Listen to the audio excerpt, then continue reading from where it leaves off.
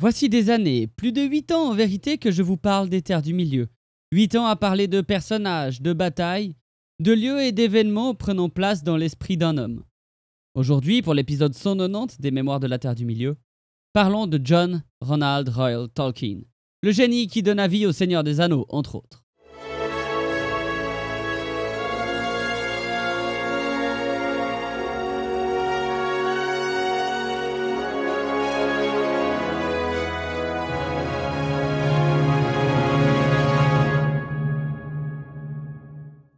Nous sommes le 3 janvier 1892, dans la ville de Bloemfontein, en Afrique du Sud. Des tensions font rage entre les Britanniques et les Boers de la région. Ce sont des pionniers blancs en Afrique du Sud, issus de la Hollande, d'Allemagne et de France majoritairement. Enfin, c'est plus complexe que ça, mais c'est pas le sujet. C'est donc dans ces conditions tendues que vient au monde John Ronald Reuel Tolkien, fils de Mabel Staffield et d'Arthur Tolkien.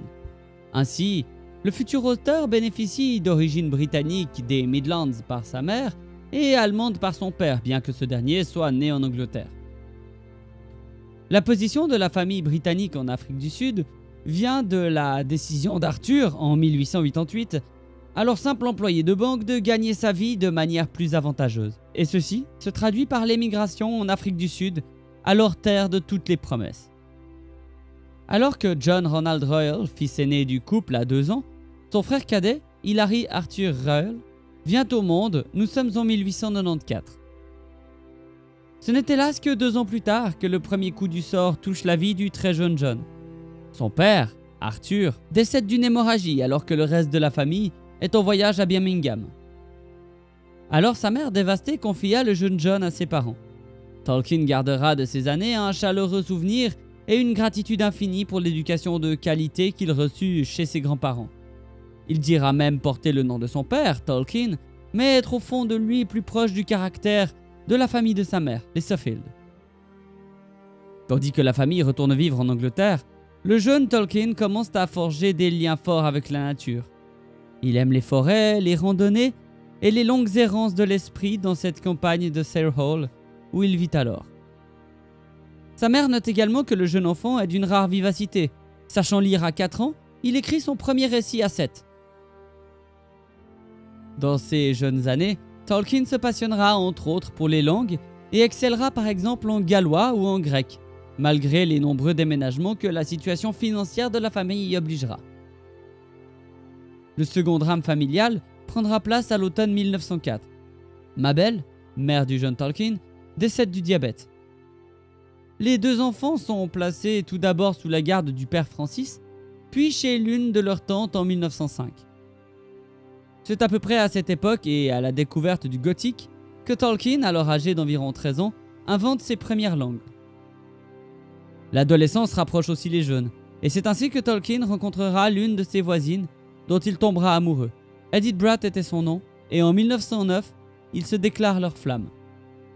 Toutefois, le père Francis, toujours proche de Tolkien, ne voit pas la relation entre son protégé et Edith d'un œil très bienveillant, et il s'efforce alors de tenir la jeune fille à l'écart de la carrière de Tolkien. Que ce soit de la faute d'Edith ou tout autre, Tolkien échouera au test qui aurait pu lui permettre de décrocher une bourse pour Oxford du premier coup. Devant cet échec, les 2 frères déménagent alors et Tolkien obtient une bourse pour le collège d'Exeter à Oxford. Les années étudiantes de Tolkien marquent un tournant décisif dans sa vie, car accaparé par le travail et ses nombreuses activités, il semble délaisser un peu Edith. Les universités anglaises sont alors le théâtre de clubs. C'est là que Tolkien fonda le Tea Club Barrovian Society, avec Wiseman et Robert Kilter Gilson. En 1911, c'est cette année que Tolkien découvrira un recueil de poèmes traitant de mythologie nordique qui lui inspirera un conte resté inachevé nommé La geste des enfants de Húrin.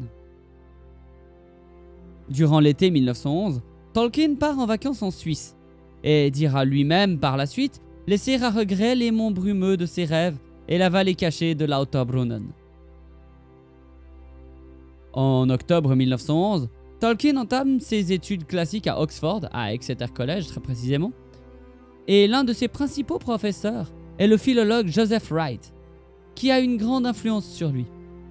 Il s'intéresse alors au finnois afin de lire le Kalevala, approfondit sa connaissance du gallois et s'implique dans la vie sociale de son collège en continuant à jouer au rugby et en devenant membre de plusieurs clubs étudiants.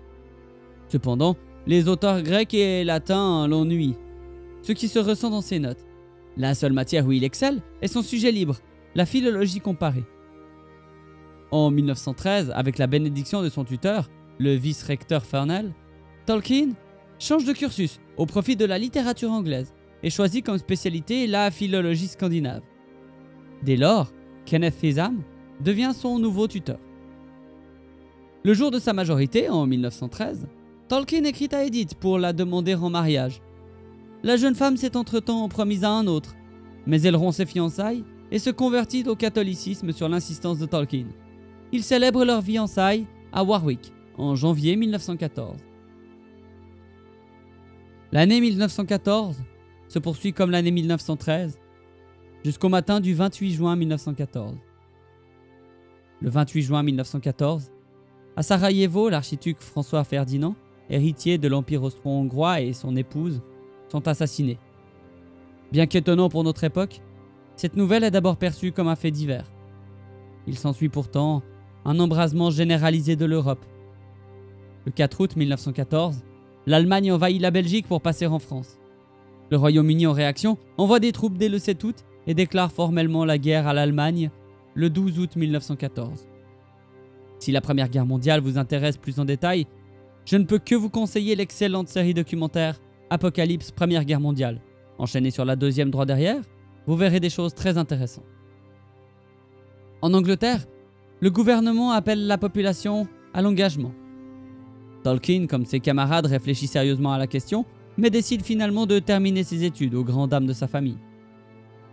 Il profite du mois de septembre 1914 pour aller visiter sa tante Jane et son frère dans la ferme Phoenix à Gedling. Là-bas, il écrit le poème qui marquera le début véritable de la Terre du Milieu, inspiré par le poème anglo-saxon du 8e siècle, le Cryst Wolf.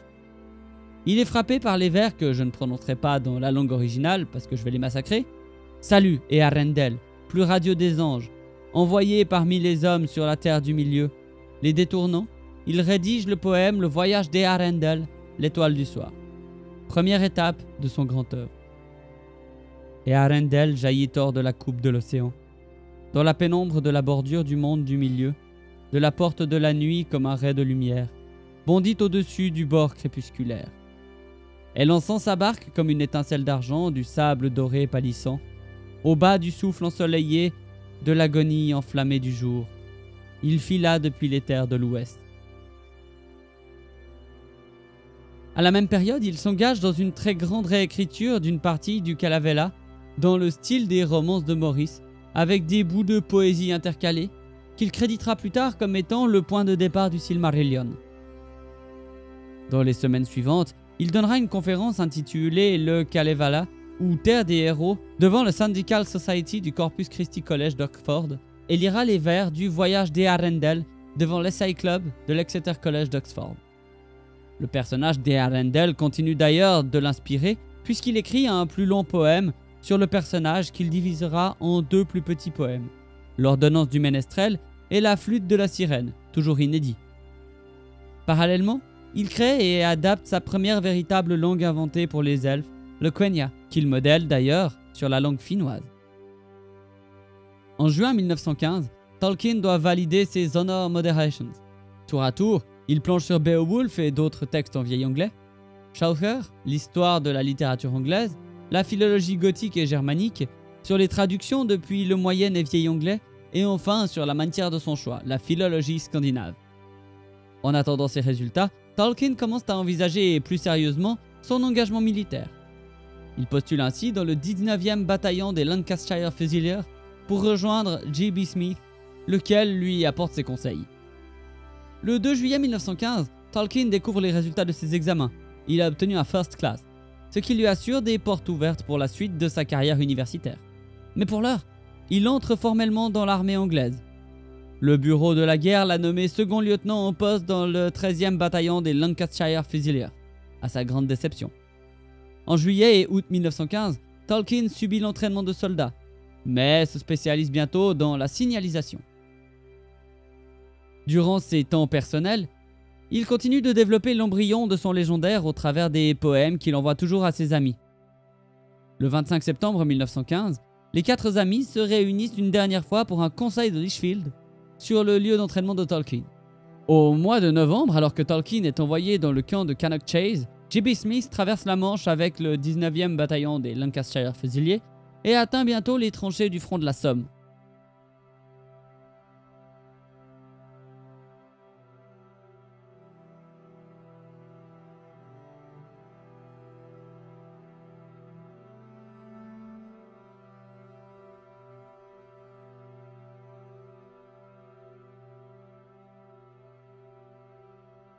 Rob Gilson est quant à lui toujours en réserve en Angleterre, tandis que Christopher Wiseman est envoyé sur le navire HMS Superb dès décembre 1915.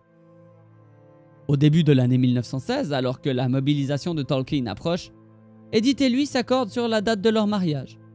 L'héritage de ses parents, toujours sous la tutelle du père Francis Morgan, est transféré sous son nom propre. Le 22 mars, Edith et Tolkien sont mariés à l'église St. Mary Immaculate de Warwick, en présence de la cousine d'Edith, Jenny Groove. Mais en l'absence du père Morgan et du frère de Tolkien, qui était alors envoyé au front. Le couple passe la semaine suivante en lune de miel à Cliveden, où ils visitent les gorges et les grottes de Cheddar qui inspirèrent le gouffre de Helm du Seigneur des Anneaux à Tolkien. Jusqu'en 1916, en juin précisément, Tolkien poursuit sa formation de soldat et d'officier des transmissions. Mais le 2 juin, il reçoit son ordre de mission. Il rejoint le corps expéditionnaire britannique en France et doit se présenter le 5 juin à Folkestone pour embarquer. Il passe les 2 derniers jours en compagnie d'Edith avant de prendre le train pour Folkestone via Londres. C'est là un déchirement à son cœur d'abandonner sa femme, déchirement qui pourra se retrouver dans certains de ses contes. C'est donc durant le mois de juin que Tolkien peut être témoin de l'horreur des tranchées et de la Première Guerre mondiale. Il perd ses amis, Bob Gilson et J.B. Smith, et en novembre il contracte la fièvre des tranchées et est rappelé en Angleterre. La fièvre des tranchées est une maladie infectieuse transmise par l'époux qui était plus que commun dans la précarité hygiénique des tranchées. Au cours de cette guerre, la fièvre des tranchées frappe au moins 1 million d'hommes parmi l'ensemble des combattants. Cette fièvre est peu mortelle, mais elle est souvent invalidante et de longue durée, jusqu'à 6 semaines, nécessitant un traitement antibiotique. Alors en convalescence, il profite de ce moment pour écrire la première histoire du livre des contes perdus, qui aura pour titre La chute de Gondolin. Il réarrange aussi le Sindarin et le Quenya, et définit une généalogie plus claire pour certains de ses personnages. Il viendra ensuite ajouter 2 contes au livre des contes perdus, Les enfants de Húrin et Beren et Lúthien. C'est en novembre 1917 que naît son premier fils, John Francis. La famille emménage ainsi à Oxford dès l'armistice en novembre 1918. Le premier emploi civil de Tolkien après l'armistice est pour l'Oxford English Dictionary de janvier 1919 à mai 1920. Il travaille sur l'histoire et l'étymologie des termes d'origine germanique, commençant par la lettre W, sous la direction de Henry Bradley, qui loue à plusieurs reprises son travail par la suite. En 1920, année de la naissance de son deuxième fils, Michael, Tolkien quitte Oxford pour le nord de l'Angleterre, où il devient professeur assistant, reader, de littérature anglaise à l'université de Leeds, puis professeur en 1924. Durant son séjour à Leeds, il produit un glossaire de moyen anglais, A Middle English Vocabulary, ainsi qu'une édition définitive du poème Sir Gawain et le Chevalier Vert avec Evie Gordon. Ces 2 livres restent considérés comme des références académiques pendant plusieurs décennies. Tolkien continue également à développer son univers de fiction. Si les contes perdus restent inachevés, il entreprend la rédaction d'une version en vers allitératif de l'histoire des enfants de Húrin. C'est également à Leeds que naît son 3e fils, Christopher, en 1924. En 1925, Tolkien retourne à Oxford et officie comme professeur de vieil anglais, poste qu'il occupe jusqu'en 1945. Durant sa vie à Pembroke, il écrit Le Hobbit et les 2 premiers volumes du Seigneur des Anneaux. Il résidait alors au numéro 20 de Northmoor Road, dans le nord d'Oxford. C'est là que naît le 4e et dernier enfant des Tolkien, leur seule fille, Priscilla, en 1929. Très attaché à ses enfants, Tolkien invente pour eux de nombreux contes, parmi lesquels Roverandom et le Hobbit. Il leur écrit également chaque année des lettres provenant du Père Noël. C'est durant l'année 1926 que Tolkien rencontre un homme du nom de Clive Lewis. Entre eux ne tarde pas à naître une amitié profonde et durable. Ils partagent un goût pour le dialogue ainsi qu'un amour de la bière. Et Tolkien invite bientôt Lewis aux réunions des Cold Bitters, un club dédié à la lecture de sagas islandaises en vieux norrois. Très précis, notez bien. Hein. Le Hobbit est publié en septembre 1937 par un heureux hasard. Une ancienne étudiante de Tolkien, Susan Dynal, très intéressée par le manuscrit, le met en contact avec la maison d'édition londonienne George Allen et Unwin et le convainc de faire publier le texte. Sans que Tolkien ne s'y attende vraiment, le livre rencontre un franc succès, tant critique que commercial, des deux côtés de l'Atlantique, et l'éditeur Stanley Unwin presse Tolkien d'écrire une suite. Ce dernier entreprend alors, un peu forcé, la rédaction du Seigneur des Anneaux, sans se douter qu'il lui faudra beaucoup plus de 10 ans pour l'achever. En mars 1939, Tolkien est contacté par le gouvernement britannique afin d'intégrer une nouvelle cellule censée travailler au décodage des codes nazis qui parviendra à décoder Enigma avant la fin de la guerre avec le célèbre Alan Turing.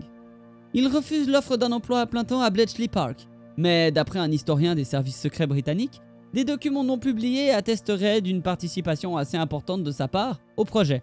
Mais évidemment, ce sont des informations à prendre avec des pincettes. Durant la Seconde Guerre mondiale, Tolkien écrit Le Seigneur des Anneaux par à-coups et correspond avec son plus jeune fils, Christopher, qui est son premier admirateur. À cette époque, Christopher est engagé dans l'armée et basé en Afrique du Sud. Ainsi, c'est peu après la guerre, en 1949, que Tolkien achève la première ébauche du Seigneur des Anneaux.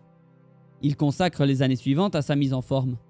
Le livre n'est pas publié de suite car Tolkien et son éditeur du moment, Allen et Unwin, ne parviennent pas à se mettre d'accord. En effet, Tolkien souhaite publier le Silmarillion en premier, bien qu'il ait été rejeté auparavant par l'éditeur.